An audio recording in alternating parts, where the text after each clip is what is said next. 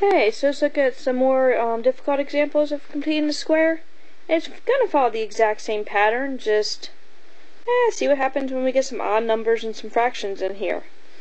So let's start off, say we have x squared minus 11x minus 3.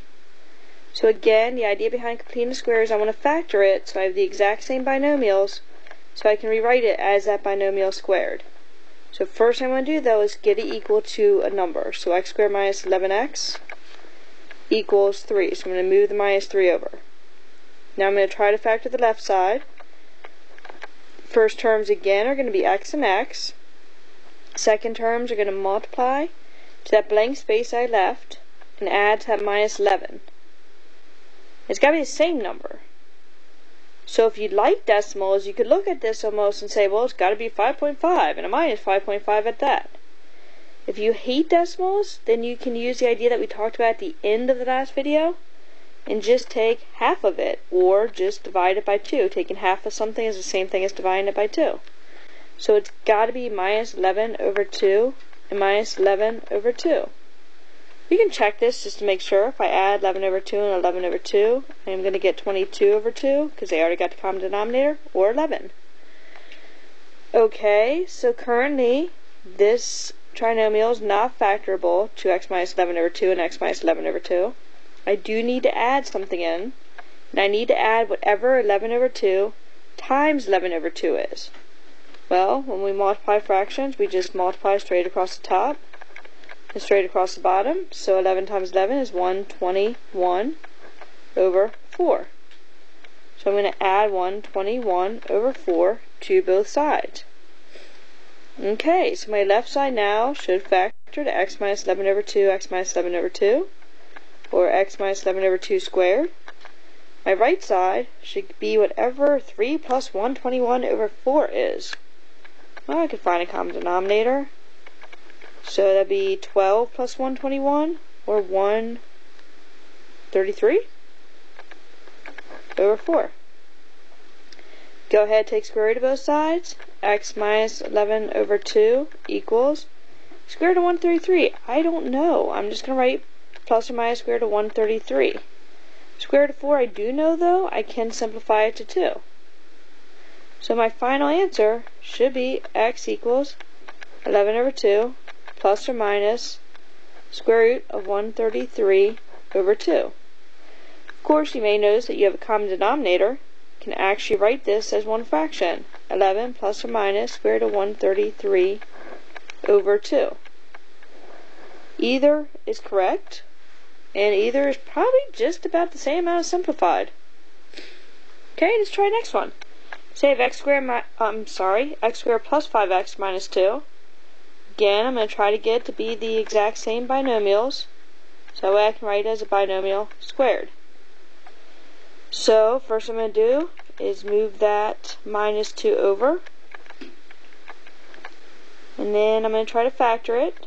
So x and x, since I have the x squared, looking for things that multiply to that third term and add to that plus 5. It's got to be the same number. Again, if you like decimals, you can use 2.5 and 2.5, do the whole thing with decimals. I prefer fractions. I'm going to do, again, just take half of it, or divide it by 2, so 5 over 2. If I'm using 5 over 2 and 5 over 2, I can check real quick. 5 over 2 plus 5 over 2 would be 10 over 2, so that is 5. It does work. And currently it's not factorable. I am going to have to add on what 5 over 2 times 5 over 2 gives me. So 25 over 4. So if I do it to one side, add it to the other. So x plus 5 over 2, whole thing squared, equals, again, find a common denominator. So 8 plus 25 is 33 over 4. Take square root. So x plus 5 over 2 equals square root of 33. I do not know. So I'm going to do plus or minus square root of 33. Square root of 4 is 2. So final answer, I'm going to write it as one fraction since I already got the common denominator. So minus 5 plus or minus square root of 33 over 2. And that's it. So not too horrible if we have fractions. Let's see what happens if we get something a little bit different. Say we have something like 3x squared plus 6x minus 9 equals 0. So now I can look at this and right away I can tell that if I was going to try to throw this into two binomials, it would not work. If I tried to throw this into two binomials right now, even if I move that 9 over first, so 3x squared plus 6x, still move my number over first, sure, I wouldn't be able to say it's just x and x. Every other one, the first term, has been able to be just x and x. This time it wouldn't. This time one of these would have to be 3x, one of the first terms would have to be x. Multiplying that together would give me the 3x squared, but then there would be no way I could write it as a binomial squared. So it's an equation. Whenever it's an equation, I can do anything as long as I do it to both sides. So I'm just going to go ahead and divide both sides of the equation by that coefficient in front of the x squared to just get rid of the problem completely. So I'm going to divide everything by 3 and get x squared plus 2x equals 3. Again, leaving a huge space after the 2x. Okay, so now that first term can just be x and x. Looking for things that multiply to that third term, add to 2, it's got to be the same number, so plus 1 and plus 1, just half of 2. So if I want this to factor that, I'm going to add 1 to both sides. So I'm going to get x plus 1, whole thing squared, equals 4. Take square root of both sides, x plus 1 equals, don't forget to throw in the plus or minus 2, square root of 4 is just 2. So x equals negative 1 plus or minus 2.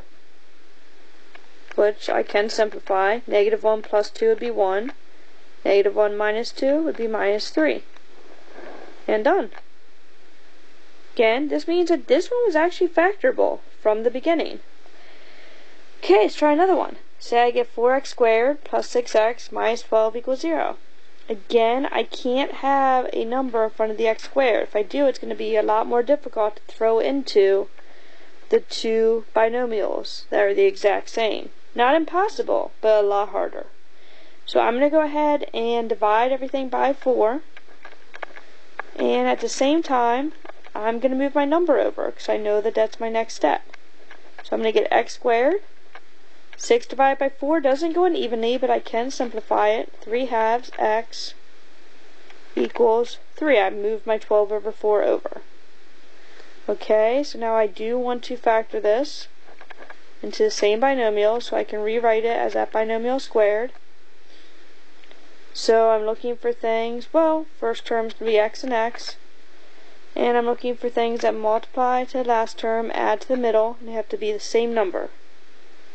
Well, again, I can just take half of it, so 3 over 2 divided by 2 is 3 over 2 times 1/2. So I'm going to use 3 over 4. You can check, add 3 over 4 and 3 over 4, and make sure it works. If I'm adding 3 over 4, that means in order for this to actually factor to it, I have to multiply 3 over 4 times itself. So 9 over 16. Make sure you add to both sides. So I'm going to have x plus 3 over 4 equals, find a common denominator. So I'm going to have 48, right? 48 plus 9. So 57 over 16. Take square root of both sides. So x plus 3 over 4 equals square root of 57. I do not know. So I'm going to write it as square root of 57. Square root of 16 is just 4. So x equals, already have a common denominator, so I'm just going to write it as one fraction. Negative 3 plus or minus square root of 57 over 4. And done. Let's try 2 more. So let's do another one that's kind of like that one. Say we have 3x squared minus 5x plus 1 equals 0. Again, I know I can't have that number in front of x squared. It's going to be really hard for me to write it as perfect squares. So first thing I'm going to do is go ahead and divide by that number on both sides of the equation. It's an equation, so I can do that. Same time, I'm going to move that positive 1 divided by 3 over. So I'm going to get x squared minus 5 over 3x equals negative 1 over 3. Oh, and look at that, I screwed up. I did not leave enough space after the minus 5 over 3x. I'll cross that out and do it again. X squared minus 5 over 3x, don't forget to leave a space, equals negative 1/3. Okay, I want to factor this into two binomials. They're the exact same, so I can write it as a binomial squared. So first term is going to be x and x. Second term is going to multiply to give me that blank space I remembered to leave, and add to give me that minus 5 over 3. Again, it's a little bit weird, so just take half of it. Negative 5 over 3 divided by 2. Negative 5 over 3 times 1/2. So minus 5 over 6. Again, on your own, add minus 5 over 6 to minus 5 over 6. Make sure it works. Okay, so if I'm going to factor it to x minus 5 over 6 and x minus 5 over 6, and I need to add 5 over 6 times 5 over 6 to each side, so 25 over 36. So my left side now is just x minus 5 over 6 squared. My right side, I need to find a common denominator. So I'm going to get 13 over 36. Take square root of both sides. X minus 5 over 6 equals square root of 13. I don't know, so I'm going to write plus or minus square root of 13. Square root of 36 is just 6.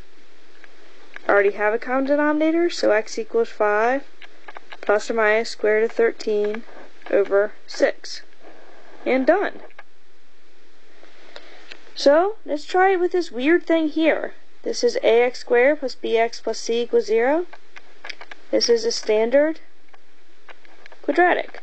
Kind of like a standard line or standard equation of a line. Could be y equals mx plus b. Your m is a number, it stands for your slope. Your b is a number, it stands for your y-intercept. This is a standard quadratic. Your a is a number, your b is a number, your c is a number. So, let's go ahead, try to complete the square with this. I'm going to follow the same pattern I did to the left. So I'm going to go ahead, divide by the a, and at the same time move over my c over a. So I'm going to end up with x squared plus b over a x, leave a space, equals negative c over a. I'm going to try to factor this into two binomials that are the same, so I can rewrite it squared. First term is going to be x and x. I'm going to have to take my b over a and divide it by 2, which means b over a times 1/2. So I'm going to factor it to x plus b over 2a.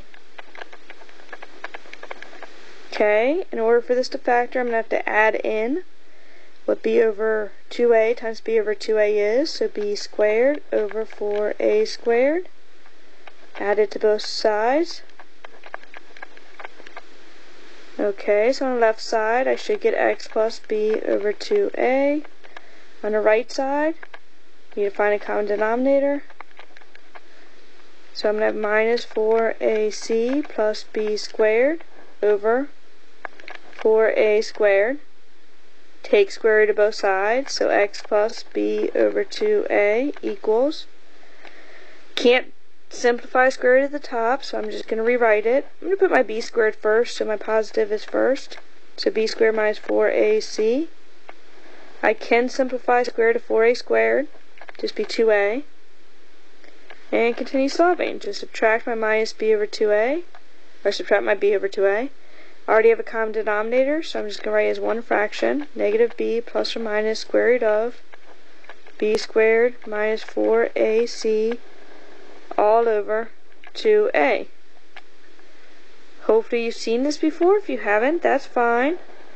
This is called the quadratic formula, and it is another way that we can solve quadratic equations when we can't factor them.